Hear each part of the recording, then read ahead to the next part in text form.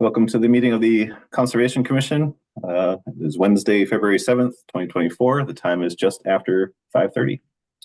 As the recent amendments to the open meeting law allow, the Conservation Commission will continue to hold meetings remotely. Adequate alternative access to the meetings is provided through the Zoom links.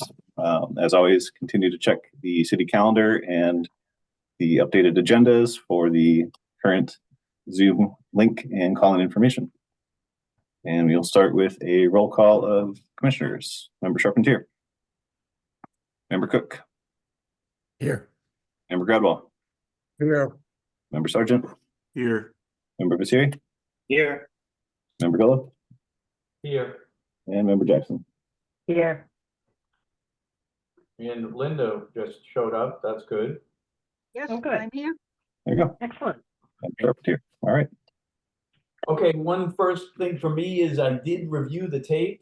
Some excitement in there actually, a little bit from the last meeting. So I am ready to go on any for the first tier here of reviews anyways. It looks like most are continued, but I did do the tape.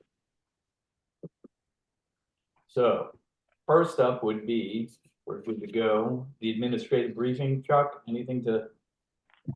Yeah, I guess as usual, we did have a lot of continuations, so I'll run through those quickly in case folks are here that are waiting for a particular project. Let's see, for continued business, 0282950 at 160, 158 Rear and 154A Essex Avenue has requested to continue to the next meeting on February 21st. NOI 0282969 5 Samoset Road has requested to continue to March 6th meeting. NOI 0282976 171 and 281 Rear Magnolia has requested to continue to February 21st. NOI 028, no number assigned yet, 238 Atlantic Road has continued to the meeting of February 21st. And let's see. And then also in the violations section, the EORDA 1767 Atlantic Street water line will not be heard this evening. Other than that, I guess I will just give an update for the folks that are following. I know some of you have been. That DEP has held their virtual public information sessions and their public hearings for the Wetlands Resilience 1.0 package that includes revisions to the Wetlands Protection Act, Water Quality Certification, and Stormwater Handbook. Anybody that wants to submit written comments that can do so until 5 p.m. on March 1st. Several organizations and folks have already asked them to extend that public comment period.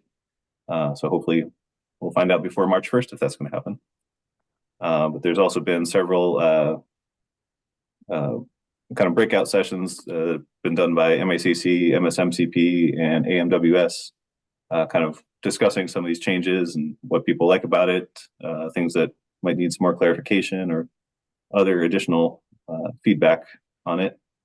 And as part of some of those sessions, there's been some discussion, about how a lot of the easier projects have been done in the state, and that projects are becoming more and more complicated as we get stuff proposed closer and closer to our resource areas, and kind of stressing the importance of commissions to use their right to bring in third-party reviews, for the more technical delineations or more, the engineering and that sort of thing. So I thought it was kind of pertinent given our recent agenda items that seem to be falling into that category of being larger projects that are a bit more complex in some of the engineering and stormwater review. So. Okay, thank you for that. Yeah, I would concur. I've been saying it for a while, I know, but we really need to utilize third-party review, not just because it's a burden on us being able to take on other applications as we end up getting overwhelmed with 1 or 2 or 3 or 4 applications at one time. I feel like we don't have enough time to deal with the smaller yet just as important projects as well. So I've been saying it for a while, I'm still on board that this commission needs to, when we feel overburdened, or it's over our head, we need to push forward with some third-party review. I know I sound like I've been saying that a lot, but I really think it's starting to get to the point where we need a little help at times. That being said, anything else to add, administrative briefing? Chuck? That's all I have this evening. Okay, next up would be the public comment period. This is the period of the meeting where public is welcome to speak upon any items that are not, I repeat, not on tonight's agenda. If you have something to discuss, again, conservation related, you may do so by hitting the raise your hand button at the bottom of your screen or hitting *9 on your phone or handheld device. We currently have 8 attendees and there is one hand up. Chris Lucas.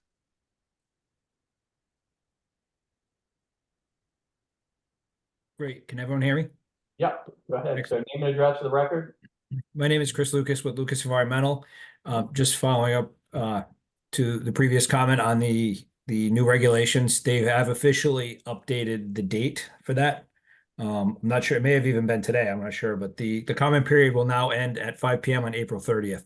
DEP has granted a 60-day extension, so just wanted to let the board know and staff, which I think that's great for everybody involved.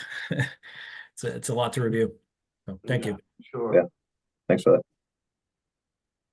Okay, thank you. All right. Anyone else out there, Chuck? No other hands up at this time. Excellent. Next up would be minutes of review and approval for January 17, 2024. I believe we have a quorum, so we can vote.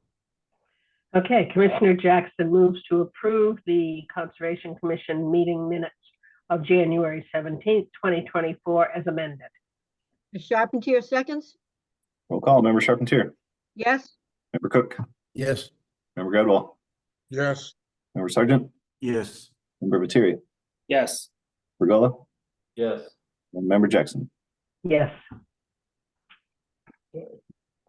Next up would be ordinance revision, Chuck. Did we already cover that, or? No, so Rocco De Filippi is here. He should be joining us as a panelist. Oh, there we go. It's Rocco. He's here from the city's legal office.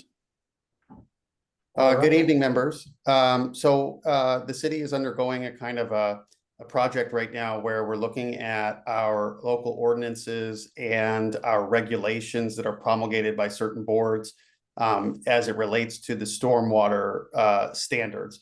And what we're attempting to do is just make sure that all of our local rules and regs and ordinances specifically name the Massachusetts Stormwater Handbook and the performance standards that are in the handbook as the metrics which will be used by the various agencies as they do their jobs.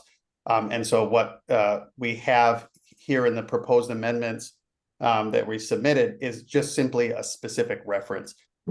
It's my understanding that the standards are already used in day-to-day review of projects, and as the board and Concom do their job, it's just that this insertion includes a specific reference by name to the Stormwater Handbook. And that's the way it's written, is that if the Stormwater Handbook is updated, as it is from time to time, we don't have to go back in through this process to amend our regulations or our ordinance. We can simply refer to the handbook, and as it is updated, then our law stays current. Okay. Commissioners, any questions? I guess you covered it pretty well. All right. Nobody else has anything to say? I think we can relieve you of your duty. We appreciate the update. Thank you all for your time. Go ahead. Have a good evening, members. Do we need them to vote on to approve the amendments as Yes. Yes. Yeah. Okay, Commissioner Jackson moves to approve the proposed change of language in the Gloucester Wetlands Ordinance to reference Massachusetts Stormwater Handbook. Charpentier seconds? roll call? Member Charpentier. Yes. Member Cook. Yes. Member Gradwell. Yes. Member Sargent. Yes. Member Viteri. Yes. Member Gullah. Yes. And Member Jackson. Yes. Okay. Thank you very much for coming out tonight. Thank you all. Have a good evening. You too. Thank you. Next up, emergency certificate EC 24-01, 63 Shore Road, seawall, Mike Hale. Emergency repair of seawall resulting in sinkhole adjacent to Shore Road. We need someone from the city to, Sorry, I accidentally sent Barry back to the attendees. He should be joining us back as a panelist. There you are. he's back. Sorry Okay. about that. So there's not, Enforce the emergency cert. yeah, so there's nobody here from the city, but I have been out there a couple times throughout. Basically, this hole during the last large storm event, this hole was formed in the seawall that kind of created this large sinkhole behind it. Shore Road is just kind of just behind here, and so Mike Hale at DPW is concerned with the integrity of the roadbed starting to fall, and so I approved this under an emergency certification. You can see here the masons already started to stack the stones here, and when I was there today, they'd had it almost full, and they're starting to fill in behind the wall, as well as to fill in the interstitial spaces with concrete. So I believe they should be wrapped up tomorrow, and if not, by the end of this week on that. Okay. My quick question, Chuck, would be I mean, I know this is an emergency cert, so it's an emergency situation, and people, my question is it truly an emergency that is going to be dealt with now, or are they gonna have to come back before us with a plan to fix it permanently? So for an emergency certification, it has to be something that's initiated and completed within 30 days. Okay, So this is something that, he felt needed to happen right away. And as I said, it started on Monday and will be completed by the end of this week. So, that's good. yeah, so I don't believe there will be any additional work there following this repair. Okay. All right, next up would be continued business. This is notice of intent 0282968. Do we have to approve that? Oh, yes, we do. Yeah, I'm sorry. Do we? Okay. Yes.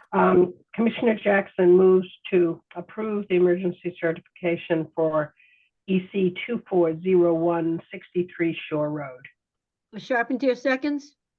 Roll call. Member Charpentier, Yes. Member Cook, Yes. Member Gradwell, Member Gradwell. Nope, you are muted. He's saying yes. Member Sargent, Yes. Member Terry, yes, Member Bella, Yes. and Member Jackson. Yes. Okay. Next up, is continued business. Notice of intent 0282968, 22 Raven Lane, Lori Watson and Sue Dolan, Hawthorne Point Condo Association, repairs to an existing retaining wall in buffer zone to coastal resource area and land subject to coastal storm flowage. Lori Watson and Sue Dolan representing have previously continued this project April 6, 2024. I'm sorry. I think March 6th. March 6th.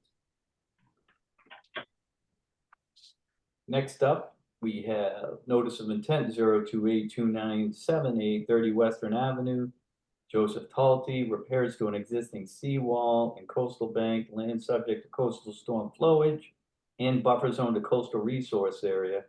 Kevin Talty, this is previously continued, or was previously continued, to 2/21/2024.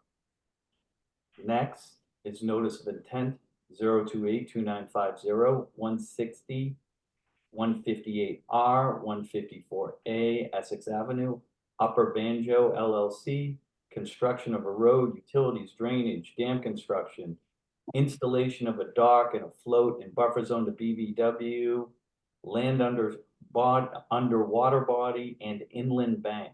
Joel Favaza, Seaside Legal Solutions represented.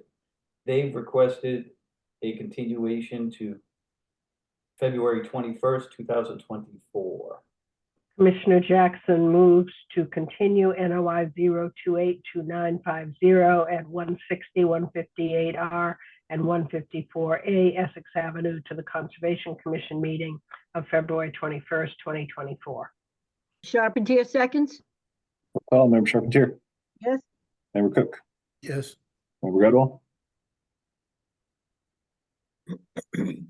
You're muted, Barry.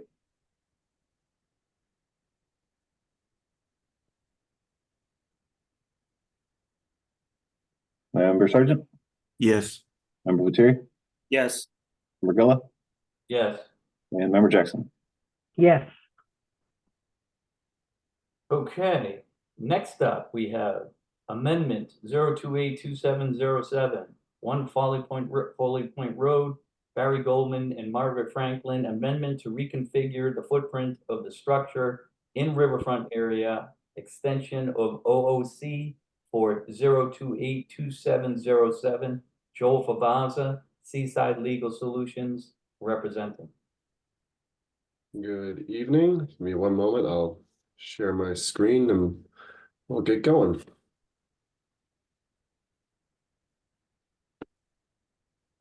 All right. For the record, my name is Joel Favaza. I'm an attorney at Seaside Legal Solutions, address of 123 Main Street in Gloucester. I'm here on behalf of Barry Goldman and Margaret Franklin. They are the owners of 1 Folly Point Road. As you may remember, we were here a few weeks back seeking an extension on an order of conditions that you granted back in April of 21, and also a minor modification to that order of conditions to account for the adjusted footprint and the reduction in work proposed on the site. We got some requests from the commissioners to clarify the existing conditions, what was previously permitted and what was presently proposed. But you did extend the order at that first meeting. So again, just to refamiliarize yourself, here's kind of a site plan. Everything that's in dark green is resource area. Everything in light green is buffer zone there too. And then the riverfront area is delineated by the pink line being the 100-foot riverfront area and the blue line being the 200-foot riverfront area. So existing conditions, we have just over or just under 2,800 square feet of impervious area in the riverfront area. And we've got about 1,645 square feet of impervious area in the buffer zone. And you can see how they're broken down on this slide between house, wall, driveway, that sort of stuff. And here's a little chart. You have this hopefully in your file. We submitted this last week.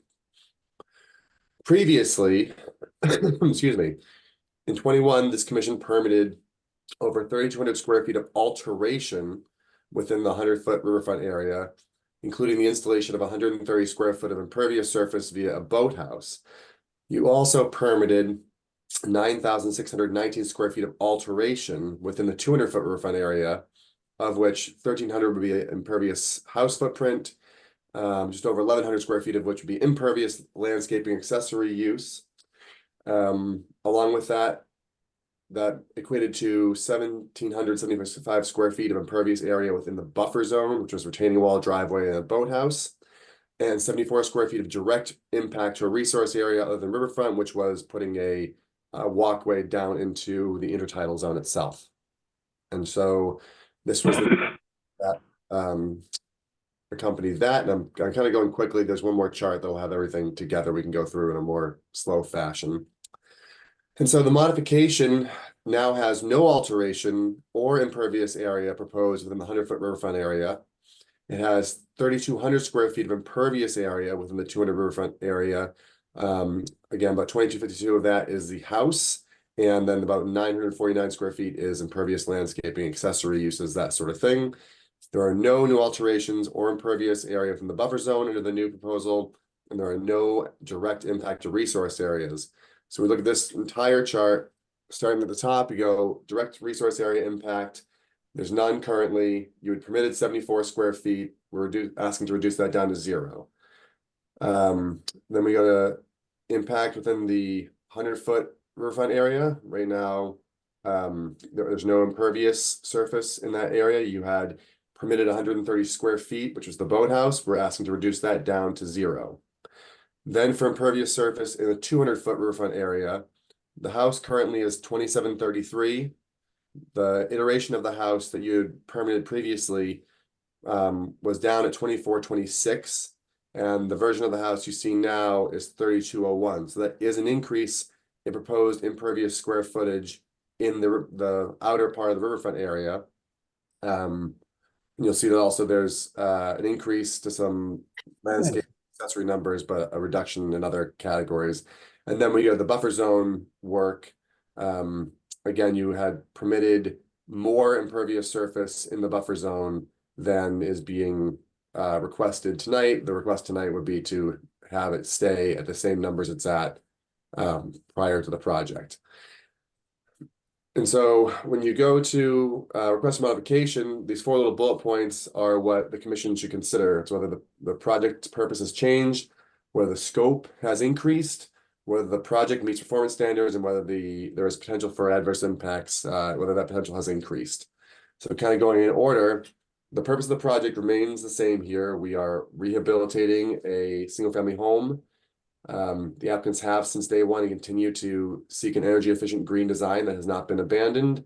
And they've always attempted to utilize as much of the existing structure as practicable. And the proposed modification actually reuses more of the existing structure than previously permitted. And that's what accounts for that quote unquote increase between the 2 projects or the 2 permits. When you go to the impervious within the 200-foot riverfront, it's because we're reusing more of the existing house. So has the scope of the project increased? I would say that in fact it has decreased. There's considerably less overall alteration within the riverfront proposed. Again, there was over 9,000 square feet of alteration and impervious within the 200-foot riverfront area previously approved, and that's coming down by like 2/3. We're removing the direct alteration to the resource area by eliminating the path. We are getting rid of the proposed impervious area in the buffer zone by eliminating the boathouse. We are also removing the impervious area within the first 100 feet of the riverfront, which was the boathouse also. And then again, we do have an increase in the impervious area within the last 100 feet of the riverfront, but that is because we're using existing parts of the house rather than demolishing a house or parts of the house and bringing it back up. This is just more data on the scope. And again, this was all part of the filing we sent you. And so, again, this kind of shows you on the plan, things in red were alterations in the riverfront that are being, or the buffer zone that are being taken off the table and just being left alone. And as you can see here, it's a little hard to see, but if you see the red dashed line is the outline of the property the footprint of the house that has been proposed. And so my little laser pointer here, hopefully you can see it. So this right here, we have our 200-foot riverfront line coming through.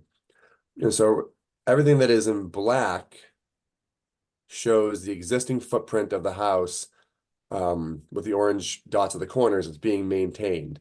And so originally, everything that was to the right of this line that I keep highlighting was going to get demolished and then rebuilt as this red dashed line.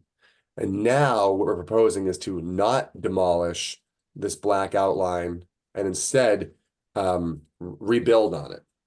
And so if you look, obviously the red line has a smaller footprint than the black line, but when you look at impact to the resource area, and you think about the work associated with demolishing this entire section of this house and from the ground up rebuilding a brand new house as compared to leaving it there and remodeling it, the overall impact to the resource area, I would argue, is lessened despite the fact that the square footage of impervious surface is increased between the first authorization and the second.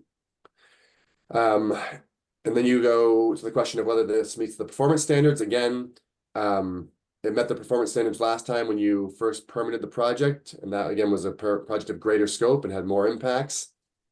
We are making sure to do a 1-to-1 replication of plantings removed in the riverfront area and a 2-to-1 ratio for mitigation plantings for new impervious area created.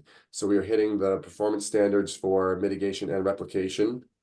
And then has the potential for adverse impacts increased. Again, the proposed structure is no closer to the riverfront, and in fact, there's going to be a drastic decrease in the amount of heavy machinery in the riverfront by reusing the existing foundation. We are limiting the scope of work in the riverfront. We are eliminating any direct impacts to resource areas. We are eliminating any impervious surfaces within the first 100 feet of the riverfront area or the 100-foot buffer zone. And we are, as I mentioned a slide ago, proposing to hit the 2-to-1 mitigation for impervious surface and the 1-to-1 replication for plantings that are altered in the riverfront during the project itself. So based on that, I think we have met the requirements for a modification. I think that you can grant that to coincide with the extension you gave us. If you have any more questions, I'm happy to answer them. But for now, I will say thank you, and I will stop my screen share. Okay, first up, we get public comment period. This is anybody who wishes to speak for or against the project at 1 Folly Point Road may do so by hitting the raise your hand button at the bottom of your screen or hitting *9 on your phone or handheld device. We currently have 9 attendees and there are no hands up this time. Okay, seeing none, hearing none, a closed public comment period. Why don't we move on to roll call commissioner comments? Member Charpentier. I'm good with this. And I just want to thank Joel for the work that he's done and a good presentation. And this is so unusual for a Joel Favazza presentation where we're actually shrinking something. Cook. No comment. Member Gadwell. Comment, I'm still laughing also. Member Sargent. Yes, in what was provided to us was that the finalized landscaping plan is still in development. And I'm not sure we should be approving a project of this magnitude without a finalized landscape plan. And I'm not quite sure if your interpretation of DEP policy 85.4 is correct. It only may be amended only if changes don't increase resource area impacts. And the permitted impervious riverfront area is 2426, and you're proposing 3,201, which is an increase in impervious area within the riverfront. I understand there are other things that have been thrown there, but many of this comparison has been with the existing. And what we're really doing is comparing this to what was permitted. So I'm wondering if it does need a new NOI. Siri. I have a question of where the 3,290 square feet of plantings to be removed for construction, where are those located and where is the proposed replication going to take place? Member Gullo. A similar question. I didn't hear or see if any tree impacts are going to be possible in this situation. If so, where and what? And also similar to what Dave was saying, I guess I'm still having trouble getting around what is going to be the end result of this. It seems like we have an overlay of an existing house, and I don't really feel like I have it seems like it's more than just that area that we started with. There was that little octagon space, but it seems to be like this is going to be a much larger project than we originally discussed, or I originally saw, I should say. Member Jackson. I share Mr. Sargent's concerns as well. I would like to hear your comments, Chuck. In addition, I don't know whether we've done the square footage of the lot. I've been trying to find my crib notes on riverfront regulations, and I'm not being very successful. But there's a whole series of calculations, and whether you increase the area within the riverfront, you know what I mean, Yes, right? And Joe, is it that 10% rule you're talking about? Well, not necessarily 10%. The riverfront regulations say. Oh, I know what you're saying. Yeah. You know what I'm saying? You can't increase impact in the riverfront. I've lost it, and I'm just not finding what I want to find. So Unless Chuck wants to clarify it or somebody else, I will give it up. It is the 10% that can be developed or impacted. And beyond that is what we require the mitigation. But that includes the existing stuff. That includes the existing structures. It would, unless some of those would be, taken away and then and that turned into riverfront, vegetation, which then could count for the 1-to-1 portion of the mitigation. My understanding from DEP is that amendments are only intended for an equal or less amount of impact to a resource area. I still think there's, the use of the large number from the initial NOI, a large part of that is for that area of, non-native vegetation removal and native planting. I think that to me is different than an increase of an impervious structure on a property. So saying you're not going to do something that would be a net benefit, in my opinion, removing non-native vegetation and planting native vegetation, and saying that that's, equivalent to building a larger structure, I have a hard time seeing that. I do think there is some benefit to not doing the boathouse and some of the stuff that's closer to the resource area. So these impacts, those closer impacts are no longer being proposed. So I think it's, good from that standpoint.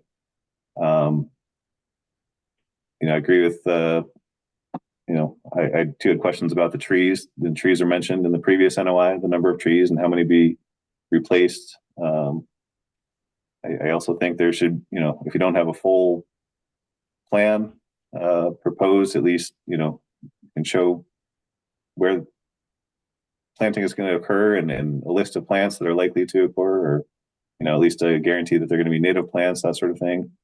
Something more than just, a plan will be done in the future, I think.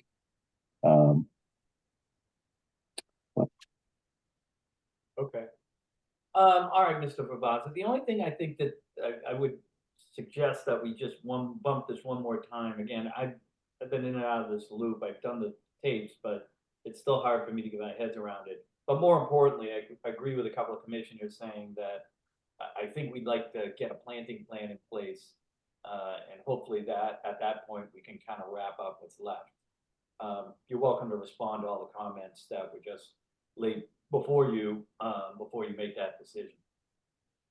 Thank you. I think ultimately, and I guess to start with, the proposing the planting plan down the line, as I'm sure this commission knows, this is something that, I've certainly brought forward. I've seen other people bring forward, and we say, just make sure you check in with the conservation agent before you start planting, and you're leave it in his hands, right? And so we didn't think that was going to be as big of an issue as it's been made tonight, and so no problem there going and working on that planting plan now. It just just seemed like it was so far down the road. The big part is the project is moving. We need to make sure that when we get to that part of the house, that the footprint aligns with what the commission is going to allow for footprint out there. The only comment I want to make, or response I want to make, is with regard to the modification, whether this is eligible for modification. The word is impact. The word is not an increase to the square footage. It's not the phrase, increase the square footage of impervious surface. The phrase they use, impact, or increase the impact. And so I think this commission can look at that, what impact means, one way or the other. And if you want to go straight to impact equals square footage of alteration, well then numerically we're going from over 9,000 to just over 3,000. So mathematically, although as Chuck pointed out, these are different works, different type of work. If you're just saying impact equals square footage and that's how we're going to judge impact, then mathematically we satisfy the test because we're getting rid of 2/3 of the impact you've authorized. If you want to look at impact in a more practical, real world sense of what's going to happen out there and how is that going to impact the resource area, then again, I still think we are reducing or not increasing the impact, because although the footprint will be bigger, it is there today.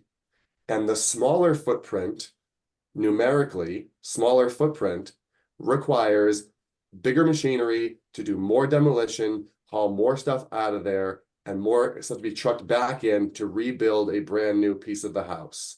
So if you want to go by pure square footage, we got it, because we're going from 9,000 to 3,000. If you want to go by pragmatic impact and not look at the raw square footage numbers, go, yeah, this is going to be, you know, less impact to the riverfront because they're doing less work in that last 100 feet. They're not going to demolish a house completely. They're not going to dig out a foundation completely. They're not going to pour a new foundation completely. They're just going to remodel that part of the house that's already there.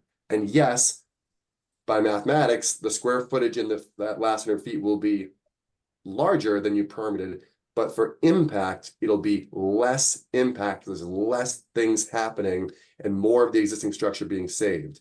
And that's, you know, I can try to see if I can find you any more guidance to that point between this meeting and the next, but I'm happy to take continuance tonight, get the landscape architect working on, you know, a more finalized plan for your review. And that way, I think Mr. Mattieri's comment also to show what's coming out, what's going in, and where we propose it to go in. You know, we can look at that next time. Yeah, again, with myself anyways, Mr. Vavaza, I definitely, I see your points, you make a lot of good points. I think in my case, it was just a lot of information that I really couldn't, it was, you know, information overload on us. Almost like you gave us too much to, or me anyways, too much to try and take in terms of what was impervious, what wasn't. And then the whole fact that you were taking part of that resource area away, it was, to be honest with you, just my mind wasn't really up for it at the time, but it seemed a bit more complex than I was used to at first. I seem to have a much better grasp of it now. I think we can get a planting plan in place that would alleviate a lot of our concerns, that we understand what the planting is, because we've had problems in the past with it showing up later and not being exactly what we needed or expected it to be. So I think if we get that, we probably can move this forward with a little more gusto. So with that, are you okay with another 2-week extension for me? Yeah, and I will let Chuck know in advance if we need more time than that, but let's go 2 weeks for now. Thanks. I wonder, Okay, Sue, does that 3,290 square feet of planting that's going to be disturbed around the building, you know, to me, that seems like that should be part of the impact area as well. I mean, it's going to be a temporary impact because you're going to be remediating it, you know, doing the 1-to-1 there. Yeah, we'll show the plan. Yeah, I would be, you know, obviously what Chuck's saying is I take a deeper look, make sure we're not missing anything, so we don't have to do this again. So, you know, make sure we look at the impacts elsewhere as well. Can you also show the 936 of the 2X mitigation where that's going to be located as well? Yeah, that'll be in the planning plan for sure. All right. okay. Commissioner Jackson moves to continue Amendment 028-2707 at 1 Folly Point Road to the Conservation Commission meeting of February 21st. Charpentier seconds? Roll call, Member Charpentier, Yes? Member Cook, Yes. Member Gadwall, Member Sargent, Yes. Member Terry, Yes. Member Gullah, Yes. and Member Jackson. Yes, Okay, thank you, sir. All right. Next up, we are at notice of intent 0282969 5 Samoset Road, Laura Tormina, to raise and rebuild single-family home in riverfront area and buffer zone to coastal resource area. William Manuel Wetlands Land Management, Inc. is requesting to continue to March 6, 2024. Commissioner Jackson moves to continue NOI 0282969 at 5 Samoset Road to the Conservation Commission meeting of March 6, 2024. Charpentier seconds? Roll call, Member Charpentier, Yes? Member Cook, Yes. Member Gradwell. And Member Sargent, Yes. Member Lettieri, Yes. Member Gullah, Yes. and Member Jackson. Yes. Okay, next up, notice of intent 0282976, 171, and 281R Magnolia Avenue, How Mag LLC, construction of a 26-unit residential subdivision in riverfront area and buffer zone bordering vegetated wetland. Evan Govendran, representing from DeRosa Environmental Consulting, Inc. They too request a continuation to what are we doing? February 21st, 2024.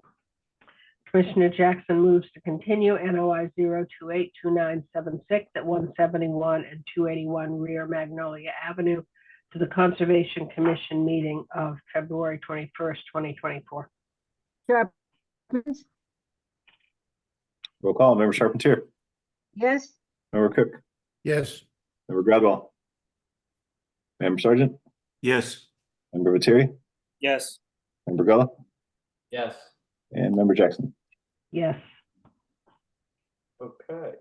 Next up would be no DEP number issued for 238 Atlantic Road, Jennifer and Pasquale Bonapane, construction of a cabana and patio extension inland subject coastal storm flowage and buffer zone to coastal bank. Evan Govendran of DeRosa Environmental Consulting, representing, requests a continuation to February 21st, 2024. Commissioner Jackson moves to continue NOI 028 unassigned DEP number at 238 Atlantic Road to the Conservation Commission meeting of February 21st, 2024. Charpentier seconds, Roll call, Member Charpentier, yes. Member Cook, yes, Member Gradwell, Member Sargent, Yes. Member Lettieri, Yes. Member Gullah, Yes, and Member Jackson. Yes. okay. Moving right along into new business. We have notice of intent 0282979, Cove Way, Thomas Kerr, for installation of a replacement septic system in riverfront area. Dan Ottenheimer of Mill River Consulting, representing. Good evening. My name is Chris Lucas with Lucas Environmental. I'm presenting this tonight on behalf of Dan Ottenheimer with Mill River. As he's out of town, we've been doing a bit of work with him, so he asked that I step in and assist tonight, and we were happy to do so. Just going to share my screen here. Give me a second. Again, professional wetland scientist and registered soil scientist. Mill River delineated the resources on this site and identified several of the others by elevation. Excuse me. To orient to the site, Cove Way is located to the north here. There's an existing garage, gravel drive, slopes down steeply towards the east where the Annisquam River is flowing. To the south, some exposed at ledge and undeveloped land. There's residents to the west, residences to the north. The property also has an existing 4-bedroom dwelling on the site. There's a bordering vegetated wetland located to the south with an intermittent stream associated with it.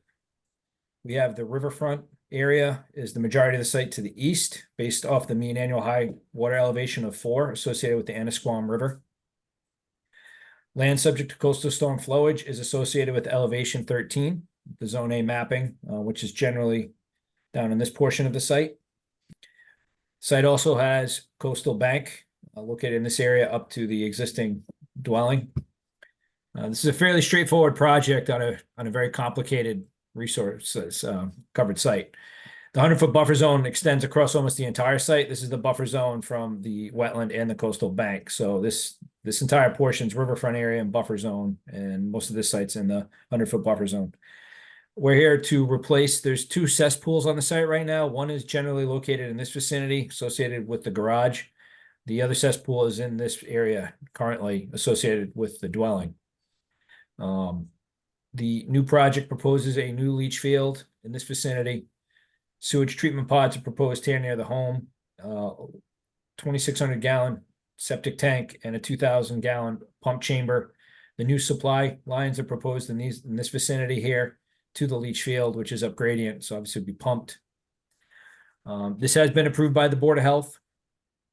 The access will come off the existing gravel drive. The shaded area is the temporary construction access to get down the hillside to install this. All disturbed areas will be loamed and seeded as necessary upon completion of the project. Mill River has proposed a line of straw wattles along this portion of the site to prevent any impacts to the BVW or the bank or down towards the river. As part of the project, the Board of Health would not allow the existing well, so it's being abandoned. They weren't satisfied with the location and proximity to the leach field. So as part of this notice of intent, they're proposing a new well at this location, which will serve the garage with the water line here and a new water line running along this portion of the site to the existing dwelling. The other two water lines will be abandoned. There's roughly 3,600 square feet of impact in the riverfront area. The project meets the exemption under 310 CMR 10.586 for upgrades and improvements to septic systems. Obviously, this is a significant improvement from two cesspools to a state-of-the-art system.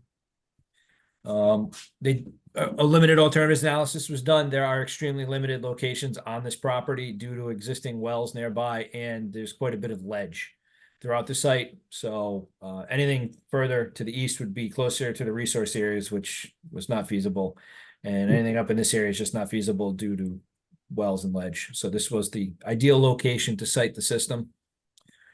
And there is roughly 6,840 square feet of buffer zone impact to be temporarily disturbed. So this area will be restored to what it is now, which is landscaped and lawn. With that, I'll open it up to the commission if you have any questions or comments. Thank you. Okay, well done, Chris. We'll start with the public comment period. This is the period where the public's welcome to speak towards, for, or against the project at 7 Cove Way. You may do so by hitting the raise your hand button at the bottom of your screen or hitting *9 on your phone or handheld device. We currently have 9 attendees and there are no hands up. Seeing none, hearing none, I'll close the public comment period. Well, I guess we could just move right into commissioner comments. Member Charpentier, Fine, it's very straightforward, no comments. Member Cook, Anytime we can replace cesspools with a system, I'm all for it.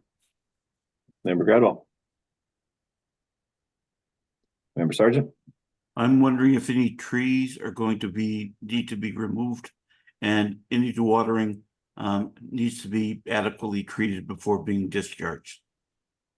Okay, Chris, we didn't tell you this part, sorry. We're gonna go through all the commissioner comments, you write them down, and then you'll respond en masse, okay? Sure. Member Viteri, How far are the pump and other components from the top of the coastal bank, distance wise? Member Gullo, Nothing else to add at this time. Member Jackson. No additional comments. So I think there's just those two comments on the table here, Chris. If you wanna- So I'm not certain how many trees are on the site. Let me just, I know we have some photos here. I believe any trees that need to be removed can be replaced. I think there's just 2 trees. It's just these 2 trees located here that need to be removed, and they're in landscaped areas. There's an existing retaining wall here with a little walkway down. So this area needs to be disturbed in order to access this, in order to install the tanks in the system and remove the cesspools. Obviously, they'll have to decommission the cesspools, remove them, so they're not being abandoned in place, and then they will install the new system. But yeah, these 2 trees are proposed to be removed. Dewatering may be required. Obviously, You guys show us the trees. We don't have that up anymore. So can you bring that up with your, oh, I'm sorry. I didn't even notice the screen sharing. I apologize. Okay. show us the trees. There's a tree and a tree, okay. Tree, and these both are to be removed. So it's just the 2 trees here. And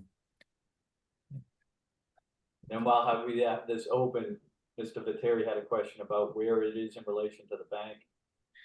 Yes, they don't have the 100-foot buffer zone extends up here. The coastal bank runs here, so the system is not that far. It's probably within 30 or 40 feet. You know, it's being replaced in the same location that it is now. The cesspool is now. All right, commissioners, any other questions or comments? Yeah, Yeah, I do. go Go ahead. ahead. No, I was just gonna say, on the tree replacements, are we doing 1 for 1? Are we asking 1 for 1 or 2 for 1? Usually when they're trees, we go 2 for 1. So please make note of that, Chris, that we'd like on the site ideally, the proper trees in the proper place possibly. So you're looking for a 2-to-1 replacement? Because we're not, I mean, we need to be careful too, because there's a lot of ledge. You know, maybe it's something there could be some consideration if we can find a location. Obviously, we don't want trees on top of a leach field. But you know, we can talk to the client and the owner about that. That's fine. I mean, It doesn't have to be in the same location, just somewhere on the property. correct, And closer to the resource area is preferable. correct. Okay. So if you can manage, This is riverfront, so they have to do a 2-to-1. correct, correct. So please make note of that, Chris. And then Okay. what was, Peter, you had another question, I believe. Yeah, well, just generally, can you submit the Board of Health approval for the record, so we have it with the documents? I think there's a requirement for a 50-foot setback from a coastal bank. I don't know if it's possible to move those components 50 feet, you know, closer towards, I guess, they would be closer to the leach field to meet that setback requirement. I'm looking at 10.033. That's in there. Oh, Right. sorry. Does that apply to replacements, Peter? I'm just wondering whether the increased disturbance is worth it. Yeah, you know what? This is a soil absorption system, which I think is the leach Yeah. field. So I don't even Right. I don't even think that applies. So Correct. never mind. Right. The leach field is sited further back. The Board of Health has approved it. I'm sure Dan can submit that to the commission, so you have it on file with it. They did approve the plan. They had the resources shown on the plan, so that they're aware of the locations. And they did have to request specific variances for several aspects of that, for the Title V and some other local requirements for the Board of Health because of the site constraints. All right, so I just say get that approval in the record so we have it with the file, and then I'm good. Okay, so then lastly, all you probably have to do, and we can move this, is if you could submit a tree location plan to Chuck for his approval. For 4 trees. Again, they don't have to be right where they were removed, but we would like them as close to the resource as possible. Okay. Chuck can tell you what caliber and things like that we want. But Sure. rather than make you come back to another meeting, I think we could wrap this up with a discussion with Chuck. No, so you'd be looking to condition this and wrap it up tonight? I think that's the Yeah, amendment. that's where we're headed, unless commissioners, is everyone okay with that? Yeah, I am. All right, Yes, Okay. let's close the hearing then. Okay. Commissioner Jackson moves to close the public hearing for NOI 0282979 at 7 Cove Way. Charpentier seconds. We'll call Member Charpentier, Yes, Member Cook, Yes. Member Gradwell. Yes. Member Sergeant, Yes, Member Lettieri, Yes. Member Gullo, Yes. and Member Jackson. Yes. Commissioner Jackson moves to approve NOI 0282979 at 7 Cove Way with the previously mentioned conditions, including tree replacement of 2-to-1 and submission of the Board of Health approval. Charpentier seconds. We'll call Member Charpentier, Yes, Member Cook, Yes. Member Gradwell, Yes. Member Sergeant, yes, Member Lettieri, Yes. Member Gullo, Yes. and Member Jackson. Yes. Okay, sir, you're all set. Great. Thank you. I appreciate your time this evening. Thank you. Thank you.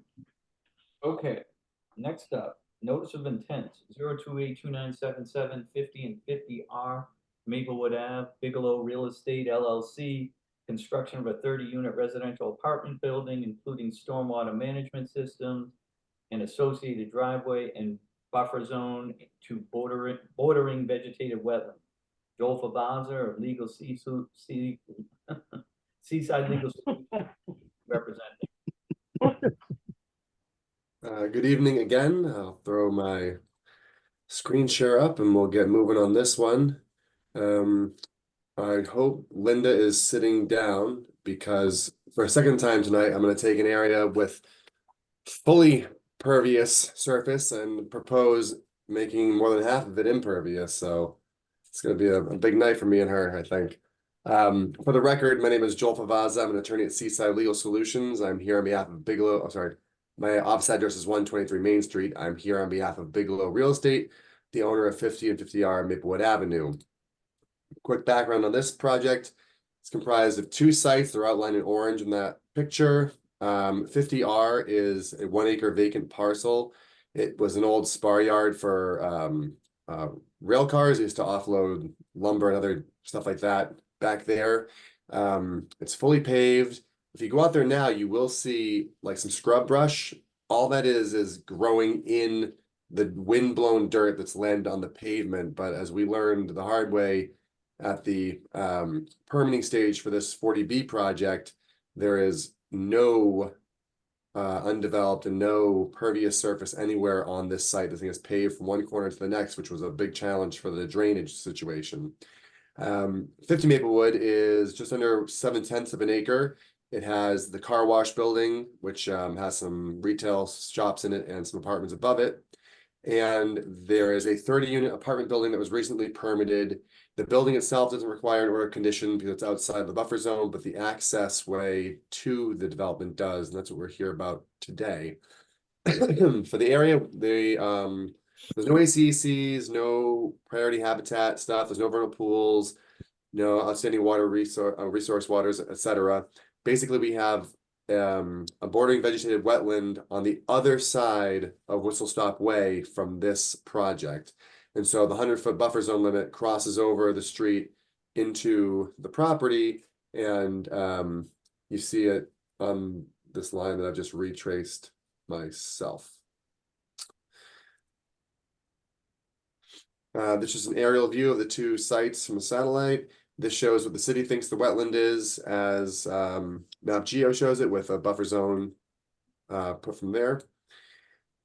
Again, this is the actual site plan with wetland delineations. The delineations, again, are on the other side of Whistle Stop Way. The green line that you see is the 100-foot buffer zone line itself.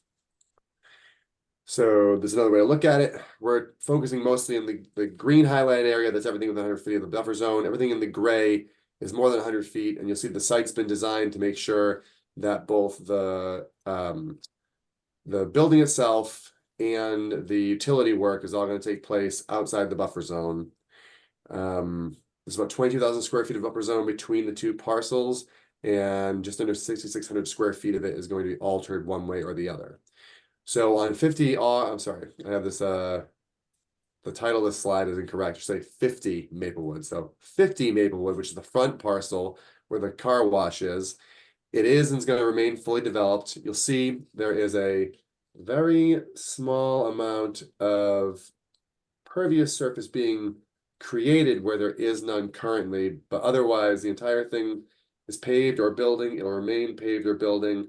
The yellow color represents alteration to land area that's already impervious and will remain impervious. The green is land that is already impervious but will become pervious. And the scope of the work in reality is going to be installing a sidewalk and reconfiguring the parking flow and the traffic flow through the site. Then 50R, which is the back portion. Again, the areas in yellow are areas that are already impervious and will stay impervious. The areas that are green are currently impervious, but are going to be converted to pervious area. And so right now of the 6588, we're going down to 3,125 square feet of impervious area remaining. Just over 2,500 square feet of that is the driveway access and 2 parking spaces. There's also 335 square feet for the car wash driveway, a 75 square foot concrete bike pad, and 190 square foot paved walkway. So within this little area on 50R, we get a 2.1 to 1 ratio of pervious to impervious, where right now it's 100% paved. Again, there's some scrub vegetation on it, but nothing deep with roots. So for the project, we're proposing some erosion control. We're going to put sill fence around the entirety of both parcels, inlet protection in all the catch basins, and silt socks between 50R Maplewood and 48 Maplewood, which is the 7-Eleven property. And tonight in blue, this was not in the NOI, but subsequent to filing this, we thought about this some more. And it probably makes sense to propose a condition that will also put silt socks on the northwestern side of Whistle Stop Way. So we're already proposing to put silt socks all the way down here to make sure that anything that's happening on site, doesn't get out. But obviously, we appreciate that trucks will be coming out and heading down to Maplewood Avenue, and those trucks may have dirt or other things on them, kind of as they rumble down. And so I was thinking tonight, that condition in blue would be to require another line of silt socks on this side of Whistle Stop Way. That would also be part of the maintenance plan during the construction process, and that would just ensure that if anything, once they get off site, falls off a truck, it doesn't wash into the resource area, which is over here. So that would be something I'd ask you to consider this evening if we're able to get that far. Performance standards. So again, this is the normal buffer zone performance standards.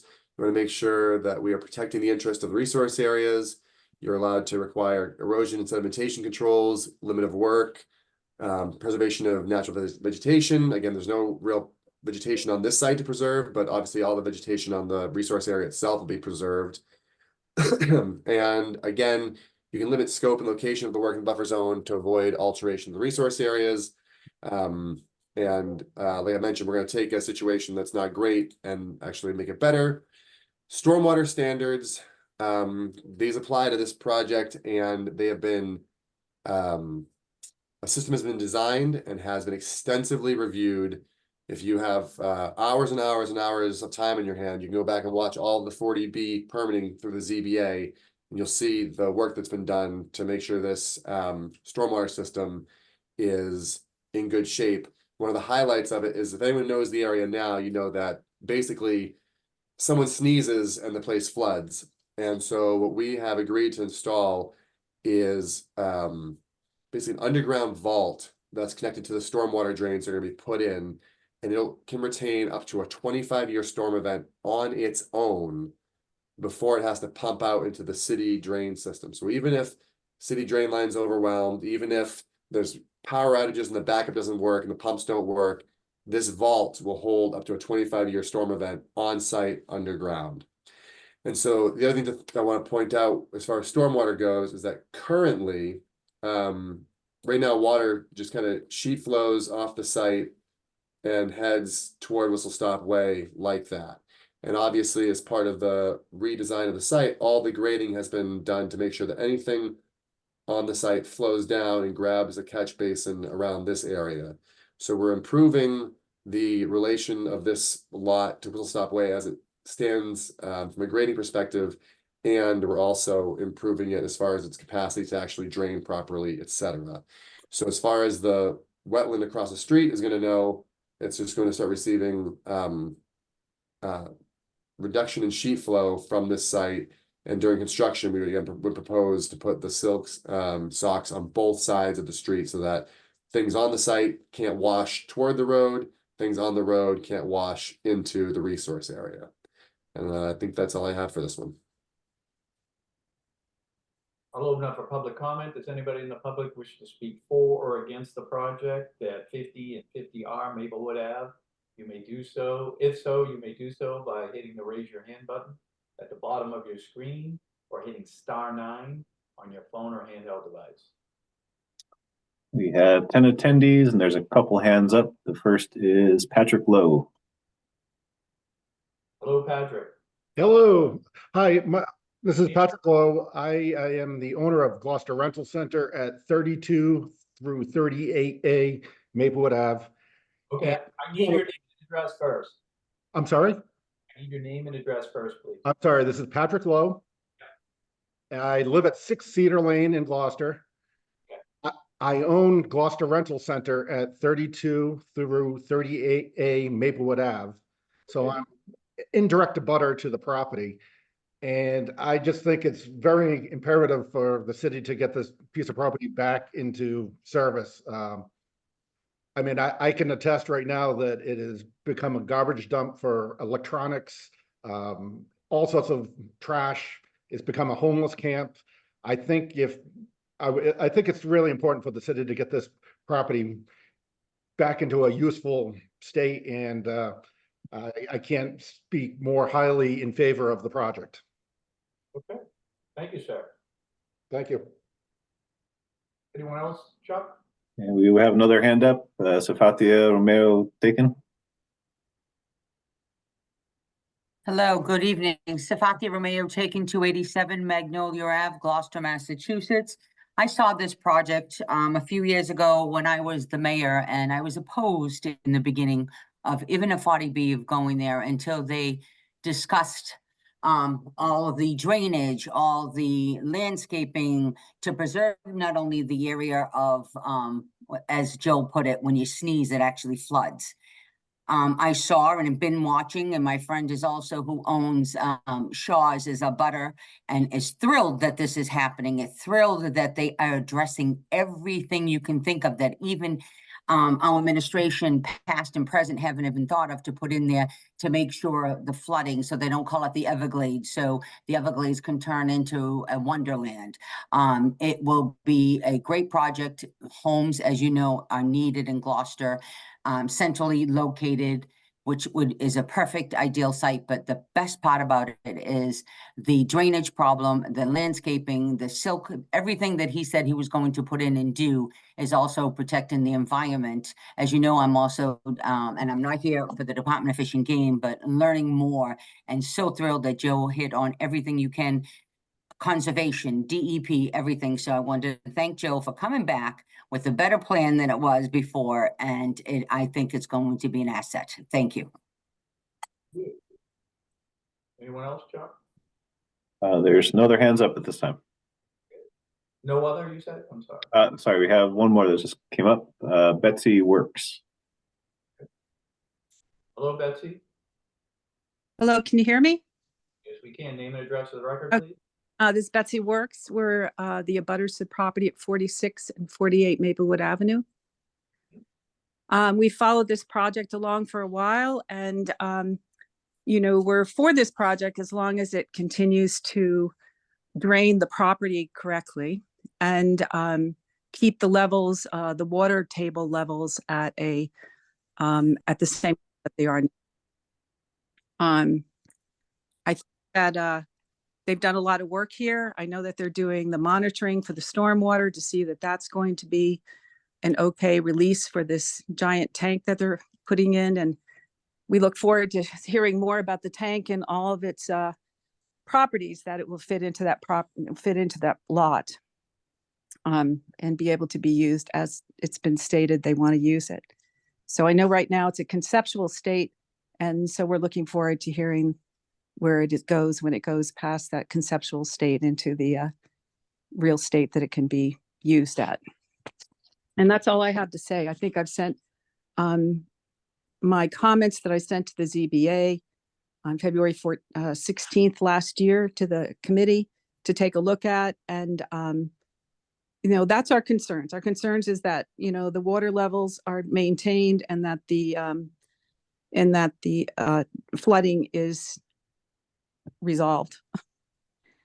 Now that's, in other words, words in support of it. So as long as those are taken care of. Thank you very much. Anyone else? Joe? And we've had another hand pop up, Patty Emerald. Patty, hello? Hello, how are you? Good. Name and address for the record, please. Patty Emerald, 14 Myrtle Square. Okay. All right, well, we do have a wetland there. I'm glad to hear the word wetland, the Emerald Forest. I've been caring for it for a long time now, probably picking it up basically by myself for at least 18 years, I would think. There's been a lot of problems in our area, and some of them is some of it's business, related. Barrels aren't covered. I mean, the man talked about homeless people. That is not true. I walk this property all the time. I'm cleaning it up. There's no homeless people. DO put the fencing on the other side where Mac is, and that solved the problem of people putting tents in there. The Emerald Forest really needs to be saved. I don't know if everyone here knows, but there's 2 green spaces left in our inner city. And we have Burnham's Field and we have the Emerald Forest. And as you know, you get oxygen from trees. And it's also our buffer in this neighborhood also. So, I don't like the design. I just came from Florida, and I think that, like, I saw all the Motel 6s, and I'm just like, wow, I just think that could be better. It could be more green area. At one point, I wanted to have raised gardens there. I talked to Tina, who owned the Cape Ann Market area, and she never got back to me. But, I had different thoughts about this area. But here we are. So I'm hoping the wetland's going to be really saved, because we need it in this area. This is what we need. And the flooding has always been like that. It comes from the Blackburn, it comes down. As we know, we can't stop water. Water does not stop. So I do hope all the things that you're doing stops it. Because I feel sad too that our neighborhood gets looked at when there's going to be some development or something. There's been conservation, I don't know what they're called, a long time ago. John Fina put them on this area. And they've never even been done. The fences are still broken. There's just a lot of things not even done. So people just, when they're done with this project, they're going to go and wash their hands, and people never probably talk about it again. But I hope someday you walk in my neighborhood and you see the good people live here. It's not all homeless people. And that's what people do with property. They say, oh, it's degraded.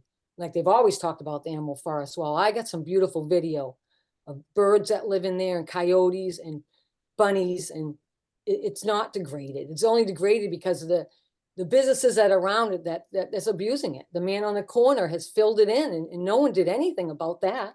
And I talked to Ken Whitaker about that, and he said to me, Patty, he walked around with me and he said, Patty, pick your battles. So I guess none of these battles are for me to win. And I just hope that the Emerald Forest is protected. And I think that is the board's job, perhaps. And, when this is all over, and I hope it is good for my neighborhood and my neighbors, because we deserve, good things, and not just people always saying, oh, our neighborhood is homeless and drugs and everything else, because it isn't all that. It's a beautiful neighborhood, beautiful people who live in it. So thank you for listening to me. Welcome. Thanks for the insight. Have a good night. Okay. Anyone else? Chuck? There's no other hands up at this time. All right. Why don't we go to roll call commissioner comments? I'm Charpentier. Yeah, I'm always concerned about things being underground, and the underground equipment is going to or something, but who takes care of the underground equipment? Decades ago, people thought it was going to be a great idea to put underground fuel storage tanks everywhere. And I know the company that I'm working with, we just pulled the last ones after they were in there for 30 years, and we're starting to leak. So that's one question, who is actually going to be responsible for the maintenance of that underground vault? Assuming that, and what is it constructed of? Is it metal? Is it concrete? In general, who has the ownership of all of these buildings to do maintenance, not only underground, but also on the property? And are there going to be trees planted anywhere? Member Cook. Yeah, I have a lot of concerns, but they're all outside the scope of this commission. The area that isn't within our scope, glad to see that most of it's being changed from impervious to pervious, so I don't have any other issues. Member Gradwell? I think there has to be some kind of a maintenance plan. They talked about the 7-Eleven pump that doesn't work anymore, and hasn't worked for years. What's gonna keep this big tank and all of its apertures working? What's the ongoing maintenance plan? And how are we going to enforce it when the revenue for the apartments don't cover how they're gonna handle it? Member Sargent? Yes, thank you for providing a great deal of effort and information on the important need for housing in Gloucester. However, that benchmark of effort has not been achieved when it comes to stormwater design. This design is lacking in completeness and makes general assumptions. Estimated seasonally high groundwater has not been established. Test pits were excavated on February 2023, and groundwater was visually observed 2 to 3 feet below grade. These test pits reportedly consisted of fill, then peat, and then sandy loam. However, no soil logs have been provided, and therefore estimated seasonally high groundwater cannot be established or verified. That elevation is highly critical as this system is essentially designed to collect stormwater and pump it into the municipal stormwater system. Inevitably, there will be some inflow and or infiltration of groundwater. This is especially likely over time, given the easily compressed base of peat that lies beneath the grade of this former wetland. Pumping groundwater through the stormwater system could drastically alter the adjacent wetland that's part of this aquifer. It's a basic tenet of wetland protection that lowering groundwater alters wetland hydrology and may result in aquatic and riparian wetland habitat to diminish or even completely dry up over time. That's why any project that might lower groundwater within a wetland is jurisdictional under the Massachusetts Wetlands Protection Act and should be carefully scrutinized. Stormwater standards also require that redevelopment improve existing conditions. Determining estimated seasonally high groundwater is among the first steps in evaluating existing conditions with stormwater design. However, this existing condition information is lacking and has not been fully investigated. The redevelopment standard is not met. Stormwater standards also require that the applicant must maximize recharge to groundwater. Lessening impervious surfaces and pumping stormwater rather than installing rain gardens clearly does not meet the standard of maximizing recharge. The Massachusetts Department of Environmental Protection, through their wetland portal, have provided technical comments regarding this project that further verify that this design does not meet the standards of the Wetlands Protection Act. Their comments state that, quote, a stormwater report has not been submitted that demonstrates compliance with the stormwater standards and thus does not meet the stormwater standards, and that a stormwater report must be provided that details how the proposed project has been designed to meet all of the stormwater standards fully.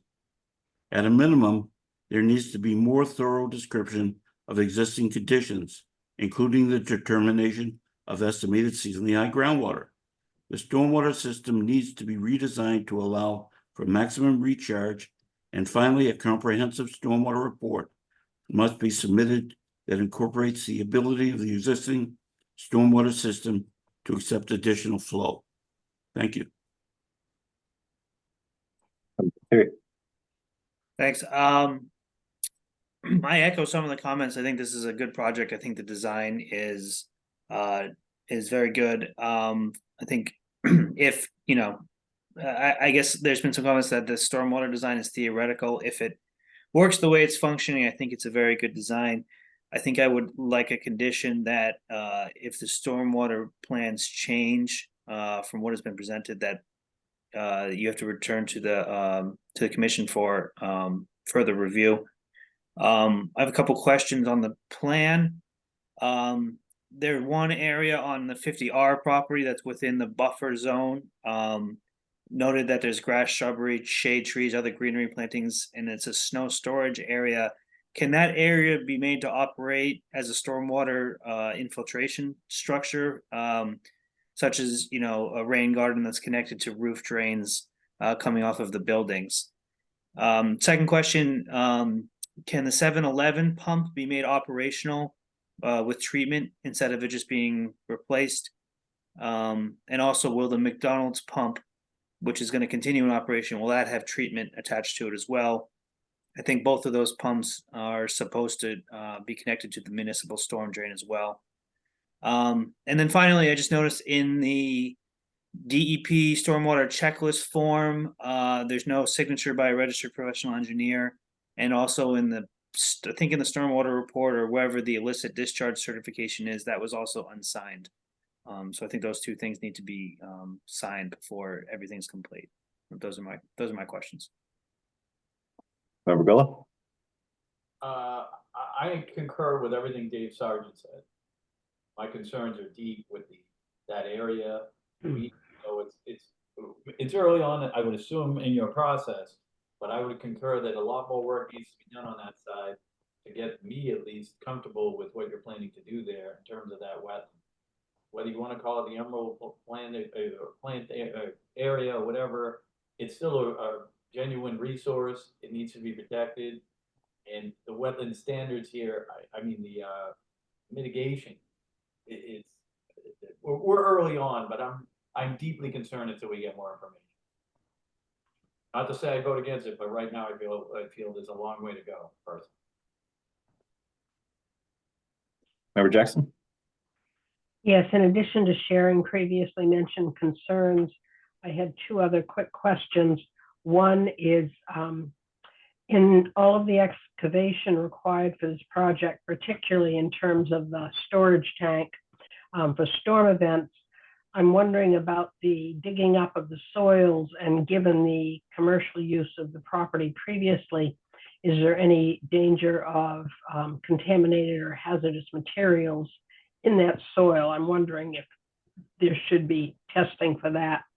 Second, while I certainly applaud the use of silt socks, it looked like the additional ones that you were proposing, is that on your property? We can't necessarily approve measures that are not on the property in question, although I'm all for the use if you can get the property owner's permission. That's mine.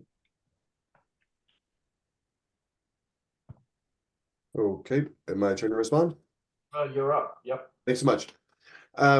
So I'll try and check off the smaller ones. So this question about trees, the plan is showing 7 shade trees on 50R within the buffer zone. Look at the greater site plan, there are additional shade trees elsewhere on the property and non-jurisdictional parts. So there will be, there are being trees planted on the site. As to the maintenance of the underground vault, so the ownership of this building is going to remain with a single owner. It's going to be apartments, and that's part of the 40B permit. So the maintenance obligation remains with the property owner perpetually as a condition of the ongoing use of the property. It's a condition of the comprehensive permit issued by the Zoning Board of Appeals that allows for these 30 units of housing to be created. So there's no risk that ownership of the drainage and ownership of the building or apartments inside the building get bifurcated or split off to the point where no one's left with any money to maintain the underground system. It's all tied to the building's existence and continued existence. As to the silt socks being off the property, So Whistle Stop Way is a private right of way, and it's shared between my client's properties and the Whistle Stop Way condominium, which holds like Dorian's and the Mac and the Dollar General, that sort of thing. So it'd be a matter of just checking with Dio Braga probably, but it's a private right of way. And so to the degree you can't officially condition it, I can certainly represent that the intention would be to, get those laid down on the far side. Now, as to the stormwater system, what I think is important to first refer back to is the DEP comments. And they simply say they have not received the stormwater report. And they say it does not appear to meet the stormwater standards because what they have obviously is less than complete information. I don't think it's fair to take anything that DEP has said to suggest that the stormwater system itself is actually insufficient or actually fails to meet the standards. Again, this being redevelopment, the only standard is to meet stormwater standards to the maximum extent practicable, right? This is redevelopment. You do not have to actually hit all the stormwater standards. Nevertheless, despite that not being a requirement, I want to be very, very clear. This stormwater system went through multiple iterations. It was designed by Hancock Associates and the engineers there. It was peer reviewed by a city hired engineer. His name is Scott Turner with Environmental Partners. He is another civil engineer who's experienced in this. And it was also reviewed by the DPW director and the engineering director at the time. We worked this system for months, back and forth, back and forth, back and forth. So to some of the questions, for example, the grassy area, could that be swales? Well, no, we offered that. And we were told in no uncertain terms by a third-party reviewer that every drop of rain that hits this property has to go into a catch basin and into that vault. And from that vault, it needs to be pumped into the municipal storm drain. There is no infiltration allowed. There's no surface catchment into a swale allowed. And that was in part based on the extensive soil testing that was done and the high groundwater levels that were recorded. All this information was thoroughly vetted by multiple engineers to get to this point.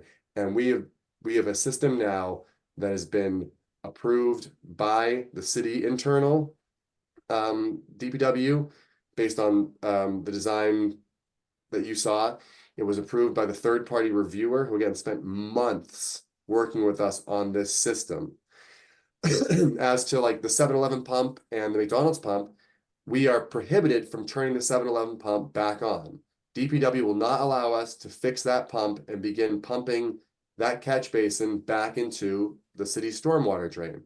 So instead, we've designed the system to repitch the site so that our new system is going to grab the back half of Betsy Works' property, the 7-Eleven property. So we've gone through that already and been told, no, you can't turn the 7-Eleven pump back on, but 50R, you need to take care of that water that's back there that doesn't go anywhere currently. McDonald's pump is being left alone, but as a backup, we are pitching the site to make sure that if the McDonald's pump fails or that catch basin that services the McDonald's pump becomes overwhelmed, once that catch basin, once it kind of overtops, it also flows down into our system and our catch basins grab it and put it in the vault also to then be pumped out onto the municipal line at the appropriate time. And I say the appropriate time, we are in the middle of a 9-month-long monitoring program where we're being required to monitor that 36-inch drain line for 9 months straight to make sure we understand peak flow times on normal conditions, storm conditions, etc., so that we can then map our pump to turn on at the correct times to make sure that when we're pumping out that vault, that we do not surcharge the pipe, etc. As for the groundwater itself, the right now almost nothing infiltrates from 50R Maplewood Avenue, 50 Maplewood Avenue, the McDonald's property, the 7-Eleven property, because they are all fully paved and they all have catch basins. So there's very little infiltration of rainwater going through the pavement currently to the groundwater that's there. So there's, again, engineers much smarter than I have done these calculations to make sure there's gonna be no change to the groundwater table based on the stormwater management system. More to that point, because of how high the groundwater is around here, a lot of these buildings are actually on piles, including my client's building. And those piles require a moisture content in the soil so that they don't begin to rot. So not only is it for environmental purposes, it's also for the structural safety of the existing buildings that we've been required to analyze and make sure the groundwater level is not going to change. Because if it does, in addition to what it might do to the wetland across the street from Almost a Stop Way, it could also cause these important piles to dry out and crumble, which would then make these buildings unsafe. So all of these issues have been extensively reviewed at the ZBA for months with multiple engineers, and the plan you have before you is the product of all of that. Now, I'm happy to share with the commission to the degree we haven't included it previously, and certainly we're going to send off to DEP the full stormwater report, you know, and I can probably send off, you know, whatever the review what was done most recently by the third-party reviewer. But I don't want it to seem like we're coming here not ready for prime time, or that we're guessing at what we're going to do. The only variable or question mark left is what that main drain line can handle for intake after heavy storm events. And that is the conceptual part that we're still at, trying to figure out over the next 9 months, probably another 6 months left, when that pipe is ready to receive pump out from the vault. Everything else has been extensively digested and picked through by multiple engineers with multiple interests.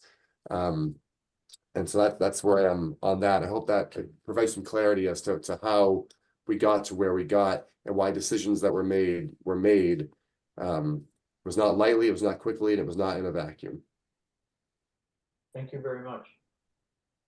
Okay, commissioners, there's a lot to unpack there. We're gonna have to see, yeah, if you could give us, you already have probably most of the information, but whatever loose ends you don't have, I do believe we're gonna need at least one more continuation to get our head around this a little bit. I wouldn't mind Absolutely. talking the site with you, Joel, Mr. Vavaza, well, if you have the time, to kind of understand what's what here, because when I go out there, I don't know what I'm looking at. There's so many manhole covers, wetland, but I am concerned about the wetland, myself, obviously. Of course, I can get my calendar up if you guys want to schedule something.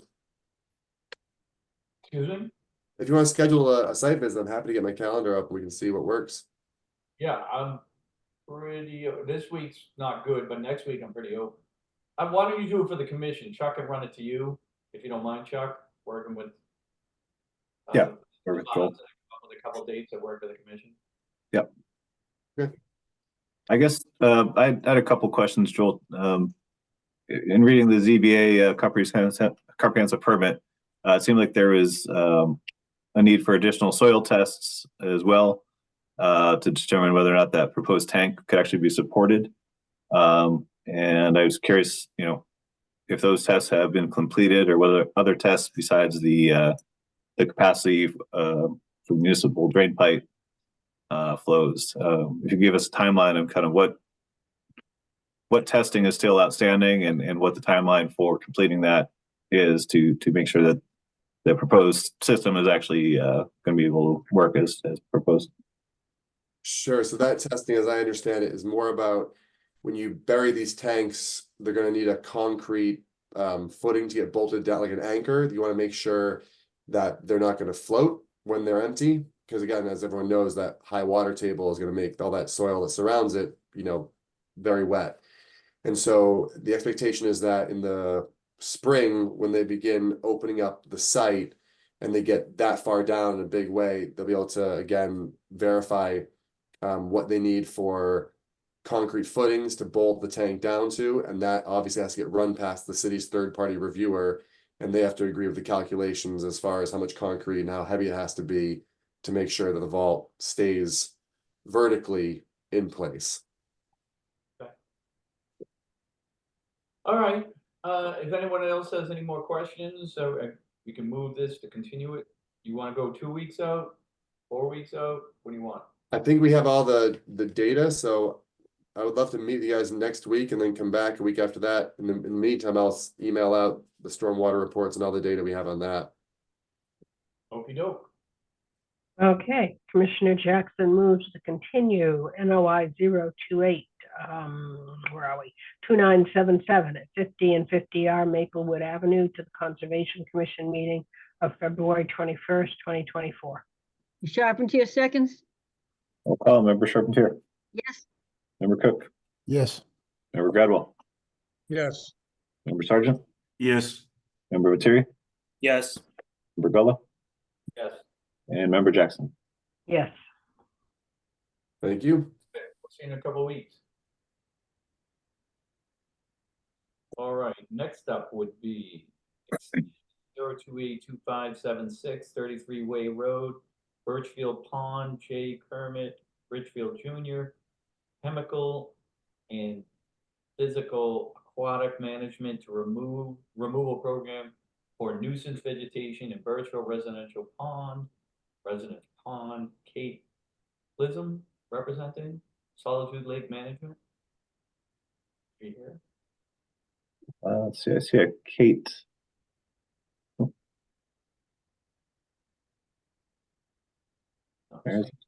There's a Kate as a guest. If you could raise your hand, Kate, if that's you, Kate Clisholm.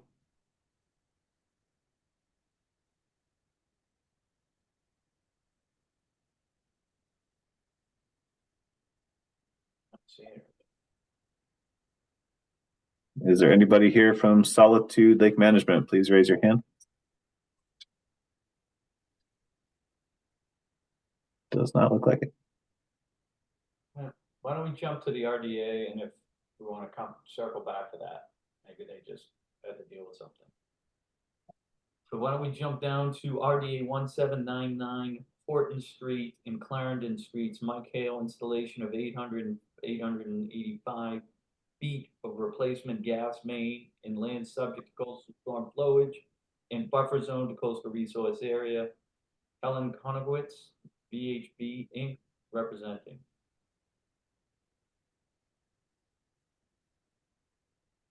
There we go. Hello. Hi. Name and address for the record? Yes, my name is Taylor Donovan. I'm from VHB on behalf of Kellen Konsowitz, who was the applicant's representative for the RDA. Okay. Why don't we jump right into it and let you speak? Sure. So I will share my screen.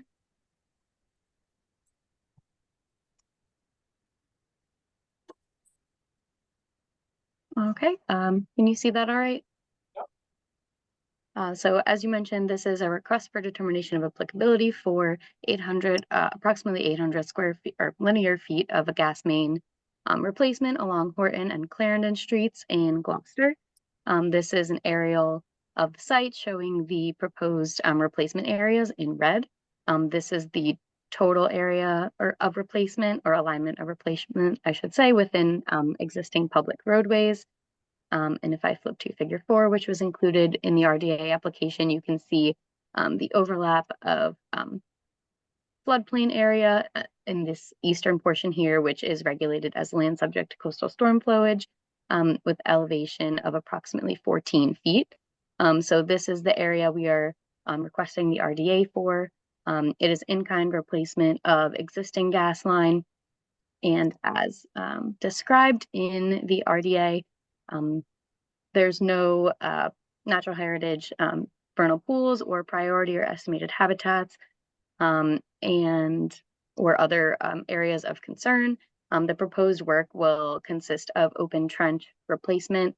So they will saw cut the roadway, excavate soils as needed, and then backfill when work is complete, either at the end of the day or materials will be stockpiled on site and surrounded by appropriate erosion controls using steel plating to cover any open trenches. The work is expected to begin, if approved, after April 1st and take, we were waiting on a proposed work duration from the contractor and haven't received that, but expecting it to take at least a few weeks to potentially a couple of months to complete the work just due to the length of the replacement.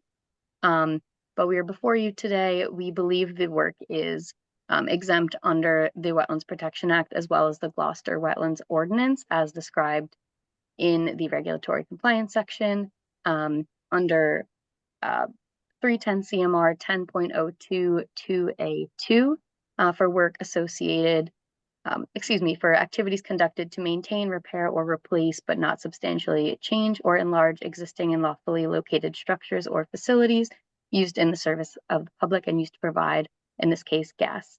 And then under the Gloucester Wetlands Ordinance, I just have this up for your reference. Under section 12 to 13, 1A allows work required for maintaining and repairing, but not substantially changing or enlarging, nor the destruction and removal of trees, a utility structure, etc., to provide gas. That said, Boston Gas wanted to bring this before you tonight as an RDA due to previous issues on site with control of water and erosion controls. So they would like to highlight just the erosion and sedimentation controls that are proposed. And these include temporary stabilization, as well as pavement sweeping, the use of silt socks and barriers, erosion control, catch basin inlet protection, dewatering if needed, and then soil stockpile, equipment storage, and refueling best practices on site, including keeping equipment and refueling outside of the 100-foot buffer zone, using containment basins as needed, and keeping spill containment sites on the project site. So that is essentially the work. I'm happy to take any questions or if you'd like me to show the aerial image or anything else. That's great, thank you. We'll move to just get public comment first. Anybody in the public who wishes to speak for or against the RDA at 1799 Horton Street and Clarendon Streets may do so now by hitting the raise your hand button at the bottom of your screen or hitting *9 on your phone or handheld device. Can't hear you, Chuck, you're muted. Sorry. We currently have 5 attendees and there are no hands up at this time. Okay, why don't we do commissioner roll call comments? Member Charpentier. Yeah, just the excavation that is going to happen, is it going to be closed up at night, either filled in or covered with steel plate? Taylor, can you hear me? Yeah, we're gonna roll through all the comments, you just make note, thank you. Yep. Member Cook. No additional comment. Member Gradwell. No comment. Member Sargent. No comment. Member Viteri. No comment. Member Gullah. No additional comment. And Member Jackson. No comment. Okay, so the only comment or question was Linda's. If you mind answering that one, that'd be great. Yes, so at the completion of the workday, any material that has not been backfilled will either be backfilled or stored on site with appropriate erosion controls, and the excavated area will be covered with steel plating. Good, I thought as much, thank you. Okay, well, that's everybody. Anyone have anything else? Okay. Maybe move to close close the hearing. Yep. Commissioner Jackson moves to close the public hearing for RDA 1799 at Horton Street and Clarendon Street. Ms. Charpentier seconds? Roll call. Member Charpentier. Yes. Member Cook. Yes. Member Gradwell. Yes. Member Sargent. Yes. Member Viteri. Yes. Member Gullah. Yes. And Member Jackson. Yes. Commissioner Jackson moves for a negative determination for RDA 1799 Horton Street and Clarendon Street. Ms. Charpentier seconds? Roll call. Member Charpentier. Yes. Member Cook. Yes. Member Gradwell. Yes. Member Sargent. Yes. Member Viteri. Yes. Member Gullah. Yes. And Member Jackson. Yes. Okay, you're all set. Great, thank you all. Have a good night. Thank you.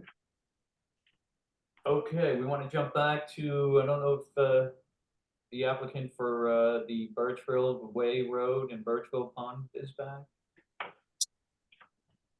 Seems like we've lost most of our attendees. Is there anybody here from Solitude Lake Management? Yeah, I'm not seeing anybody unless it's that Kate.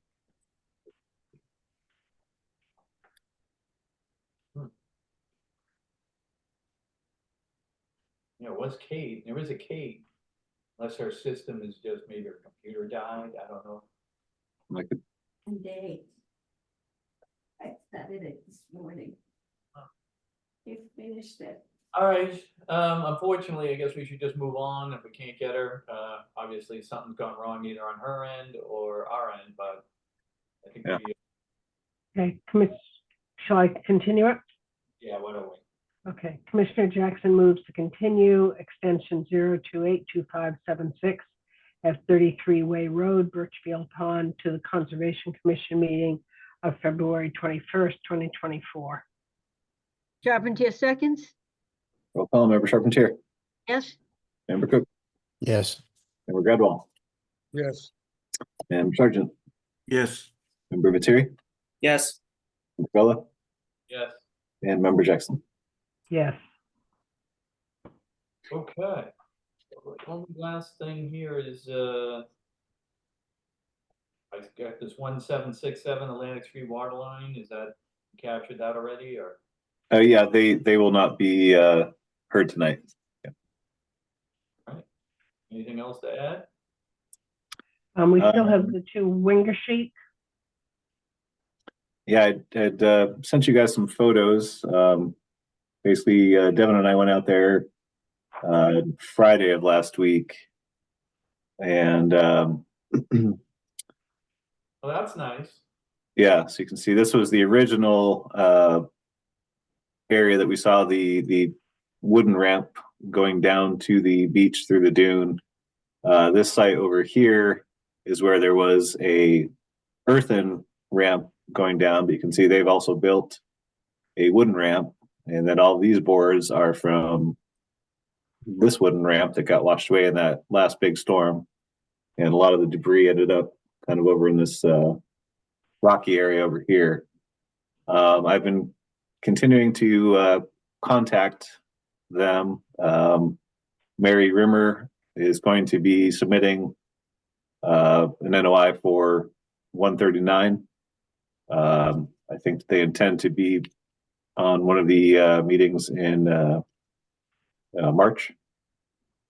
And Mr. Nyland has not really provided anything besides excuses for why he couldn't get back to me. Although he does want to meet sometime out on the property. I don't know if the commissioners would be interested in maybe seeing the property at some point, or if we want to wait until after he comes in with something, or how we want to proceed on that. I mean, not dissimilar in my opinion. I'll keep this brief because I know everyone's tired, but my thing is, you know, I think in this particular case, it's similar to third-party review. You know, in the old days, DEP would come and fight these battles for us. I don't know if there's any way to get DEP involved because they obviously ignore us. We have no teeth. I mean, we can sit here and talk and argue and try and put, you know, numbers to you know, penalize them. Is there any way to get DEP to basically involve with some weight here and help us with this kind of unfortunate situation? I'll reach out to them. I mean, they're aware of the situation and they're curious how it's being followed here. I don't think they were happy with us turning it into after the fact NOIs. I think they would have preferred we kept it as an enforcement order.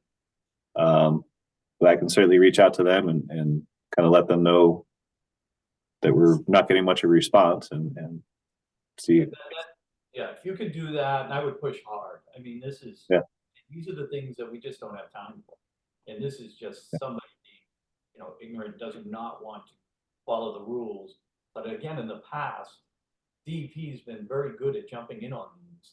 I know they're probably overburdened now, but they used to just come and pick a few projects of ours and take them over and make their own judgments. I don't understand why this isn't obviously a very serious issue here. I mean, it's a mess over there.